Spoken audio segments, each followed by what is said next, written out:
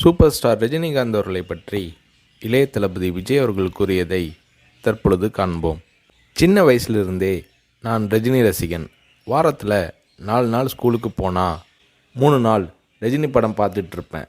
எனக்கு 5 வயசாகி இருக்கிறப்ப ரஜினி சாரோட அன்புக்கு நான் அடிமை படம் ரிலீஸ் ஆச்சு.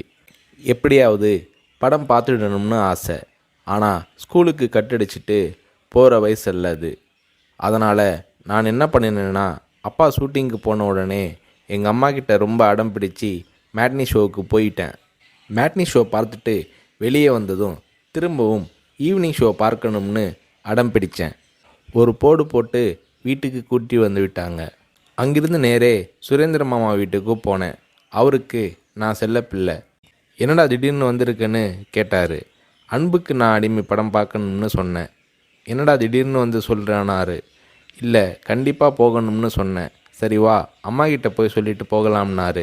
இல்லை, அம்மா கிட்ட சொன்னால் திட்டுவாங்க. நான் உங்கள் வீட்டில் இருக்கேன்னு சொல்லிட்டு வந்துட்டேன். படம் பார்த்துட்டு நைட்டு போயிடுறேன்னே. அதே மாதிரி சுரேந்திரர் மாமா கூட போய் 2வது தடவையாக படம் பார்த்துட்டு வீட்டுக்கு வந்துட்டேன். அப்படியும் சும்மா இருக்கலை. ஷூட்டிங் முடிஞ்சிட்டு 9 மணிக்கு அப்பா வந்தார். வாடா சாப்பிடலாம்னாரு. எனக்கு பசி இல்லைன்னு முகத்தை திருப்பிக்கிட்டேன். கோபமாக இருக்கிற மாதிரி நடிப்பு காட்டினேன். இல்லை, சாப்பிட்டு தான் ஆகணும். உன் ப்ராப்ளம் என்னன்னு சொல்லுனாரு. அன்புக்கு நான் அடிமைக்கு கூட்டிகிட்டு போனால் சாப்பிட்றேன்னு சொன்னேன். சாப்பாட்டை பரிமாறிக்கிட்டு இருந்த அம்மா என்னை பார்த்து, அட திருடா, என் கூட வந்து அந்த படத்தை மேட்னி ஷோவில் பார்த்துருக்குற மாதிரி முறைச்சி பார்த்தாங்க.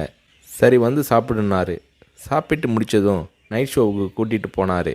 உண்மையிலேயே அன்னைக்கு மேட்னி, ஈவினிங், நைட் ஷோன்னு 3 தடவை ரஜினி சார் படம் பார்த்தேன். படம் பார்த்துட்டு வந்ததும் அப்பா கிட்ட ஒரு அன்பு கட்டளை போட்டேன். நாளைக்கு நான் ரஜினி சாரை பார்க்கணும், அவர் கூட நின்று ஃபோட்டோ எடுக்கணும்னு சொல்லி அப்பாவோட கழுத்தை கட்டி பிடிச்சிக்கிட்டேன்.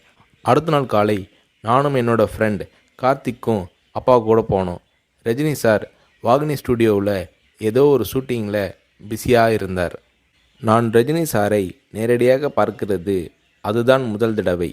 எப்படி ரஜினி சார்கிட்ட பேசுகிறதுன்னு பயந்துக்கிட்டு இருந்தேன். அவர் கூட்டிகிட்டு போய் அன்பாக பேசினார். அப்படியே என்னை தன்னோட மடியில் உட்கார வச்சுக்கிட்டு என்ன படிக்கிறேன்னு கேட்டார். சொன்னேன், நான் உங்கள் கூட நின்று ஃபோட்டோ எடுக்கணும்னு சொன்னேன்.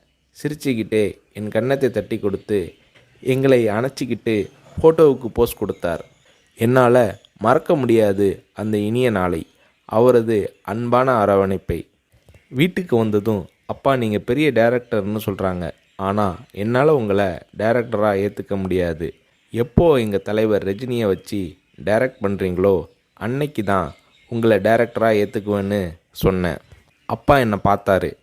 ஒரு ஹிந்தி படம் டைரக்ட் பண்ணுறதுக்காக எங்கள் அப்பா பாம்பே போனார். எனக்கு ஹாலிடேங்கிறதால நானும் அம்மாவும் கூட போயிருந்தோம்.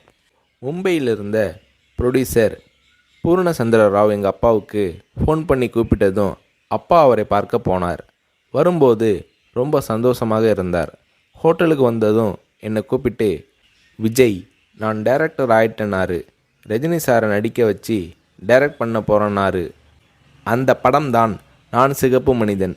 நீங்கள் நம்புறீங்களோ இல்லையோ, அந்த படத்தை நான் 17 தடவை பார்த்தேன். நடிக்கணும்னு ஆசைப்படுறியே, உனக்கு நடிப்பை பற்றி என்ன தெரியும்னு எங்கள் அப்பா கேட்டதும் உடனே அப்போதே ஒரு சீன் நடித்து காட்டினேன். அது என்ன சீன் தெரியுமா? அண்ணாமலை படத்தில் ரஜினி சார் பேசிய பெரிய டைலாக் சீன்.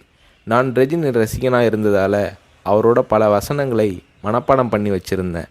அதில் ஒரு வசனம்தான் எனக்கு உதவியது.